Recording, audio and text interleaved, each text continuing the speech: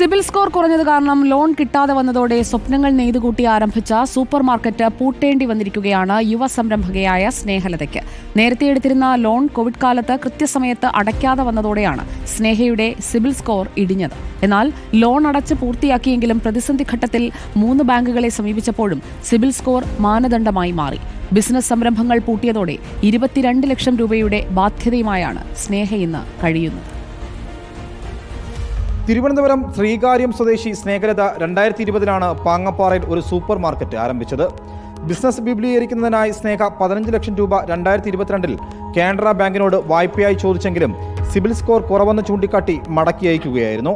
വായ്പ എടുക്കുന്നതിനായി project report സഹിതം തയ്യാറാക്കി ബാങ്കിൽ പോയെങ്കിലും അധികൃതർ അതൊന്നും നോക്കാൻ തയ്യാറായില്ലെന്നാണ് സ്നേഹ പറയുന്നത്.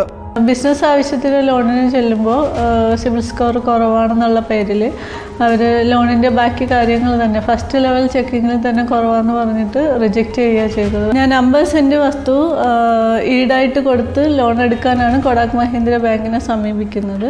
അതിൽ സിബിൽ സ്കോറിനെ ബാധിച്ചിട്ടുണ്ടെന്ന് പറഞ്ഞിട്ടാണ് അവർ അത് തന്നെ ചെയ്യാൻ പറ്റില്ല എന്നുള്ള രീതിയിൽ റിജക്റ്റ് ചെയ്തത് ലോൺ.